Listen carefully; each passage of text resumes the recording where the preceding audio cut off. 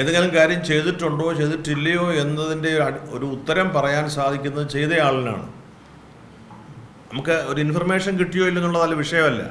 എങ്ങനെയാണ് ആ വിഷയത്തെ കണ്ടത്, ആ വിഷയത്തിൽ ആ സമൂഹത്തിൻ്റെ വിഷയങ്ങൾ പരിഹരിച്ചതെന്നുള്ളതാണ് നമ്മുടെ വിഷയം. അതല്ല, ഈ ആക്രമിക്കപ്പെടുന്ന വിഷയത്തിൽ ഉള്ള തീവ്രതയാണ് നമ്മളുടെ മുമ്പിലുള്ളത്. നമുക്ക് ഒരു ആനുകൂല്യം കിട്ടിയോ, അല്ലെങ്കിൽ ഒരു ജനപ്രതിനിധിയെ കിട്ടിയോ, അല്ലെങ്കിൽ ഒരു ഭരണാധികാരിയെ കിട്ടിയോ എന്നുള്ളതിനപ്പുറത്ത് ഇവിടെ അനുഭവിക്കപ്പെടുന്ന ഒരു ഒറ്റപ്പെടലുണ്ട് ക്രൈസ്തവ സമൂഹം. ആ ഒറ്റപ്പെടലിന് പ്രതിവിധി നിർണ്ണയിക്കുമ്പോഴാണ് നമ്മൾ സെക്യൂറാണ്, സേഫാണ്, ഈ രാജ്യത്ത് നമുക്ക് ജീവിക്കാൻ സാധിക്കും എന്ന് നമുക്ക് ഉറപ്പുള്ളത്. അതാണ് ഏറ്റവും വലിയ ഗ്യാരണ്ടി. എൻ്റെ നാവിൽ നിന്നത് പറയിപ്പിക്കാൻ വേണ്ടിയാണെന്ന് എനിക്ക് മനസ്സിലായി. അതല്ല, നമ്മളെല്ലാം സാധാരണഗതിയിൽ മനസ്സിലാക്കുന്നവരാണല്ലോ. വിഷയം അതല്ല. അങ്ങനെ ഒരു ഉത്തരം പറയുന്നത് വഴി ഈ വിഷയം പരിഹരിക്കപ്പെട്ട് കിട്ടിയാൽ കുഴപ്പമില്ലായിരുന്നു. നമ്മുടെ വിഷയം ഇതാണ്. ഇത് ഗൗരവമുള്ള വിഷയമായി എടുക്കണം. നമ്മളോട് സ്നേഹമുണ്ട് എന്ന് പറയുകയും ആ സ്നേഹം പ്രവൃത്തി പദത്തിൽ വരാതിരിക്കുകയും ചെയ്യുമ്പോൾ നമ്മൾ സ്വാഭാവികമായി നമുക്ക് സംശയങ്ങളുണ്ടാകും. അത് സ്വാഭാവികമാണ്. അത് നിലനിൽക്കുന്നു എന്നാരെങ്കിലും പറഞ്ഞാൽ അവരെ കുറ്റപ്പെടുത്താനാവും. ഈ കാര്യത്തിൽ ഒരു ബന്ധമുണ്ട്. നമ്മുടെ തന്നെ മലയാളികളായ സിസ്റ്റേഴ്സാണ് എന്നുള്ളത് നമുക്കൊരു അത്രയും ചിന്ത ഇല്ലാതെ പോകുന്നത് എങ്ങനെയാണ് ഭരിക്കുന്നവർക്ക്?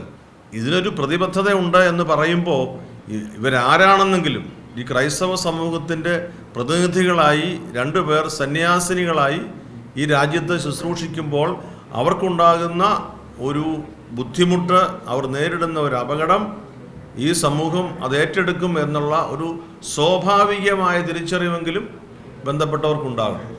ഇതാണ് നമ്മുടെ ഈ വിഷയത്തിലുള്ള നിങ്ങളുടെ ഓരോരുത്തരുടെയും. നിങ്ങൾക്ക് ഈ കാര്യത്തിൽ ചെയ്യാവുന്ന, നിങ്ങളിപ്പം ചോദ്യങ്ങളെ ചോദിച്ചു, എനിക്ക് അറിയാവുന്ന ഉത്തരങ്ങൾ പങ്കുവച്ചു. നിങ്ങൾ ഈ വിഷയം ഇതിൻ്റെ സത്യസന്ധമായ നിലയിൽ പൊതുസമൂഹത്തിൽ, അതായത് 2 സിസ്റ്റേഴ്സ് അറസ്റ്റ് ചെയ്യപ്പെട്ടു എന്ന് പറഞ്ഞ ഒരു ലാഘവ വാർത്തയിലല്ല. ഇവിടെ സന്യാസികളെ സ്നേഹിക്കുന്ന, അല്ലെങ്കിൽ ആർഷഭാരതമെന്ന് വിളിക്കപ്പെടുന്ന നമ്മുടെ ദേശത്ത് 2 സന്യാസിനികൾ അവരുടെ വേഷത്തിൽ അവരുടെ ശുശ്രൂഷയിൽ പോകുമ്പോൾ അവർ നേരിടുന്ന കടുത്ത പ്രതിസന്ധി. സന്യാസിനിക്ക് അവരുടെ വസ്ത്രം ധരിച്ച് ഈ ഭാരതത്തിൽ സഞ്ചാര സ്വാതന്ത്ര്യം കൂടി നിഷേധിക്കപ്പെടുന്നത് പോലെയുള്ള ഒരവസ്ഥ ഉണ്ടാകുന്നതിനെക്കുറിച്ച് നിങ്ങൾ എടുക്കുന്ന നിലപാട് ഈ സമൂഹത്തിൽ കുറേയേറെ ആളുകളിലേക്ക് ഈ വിഷയം എത്തിക്കുന്നതിന് സാധിക്കും.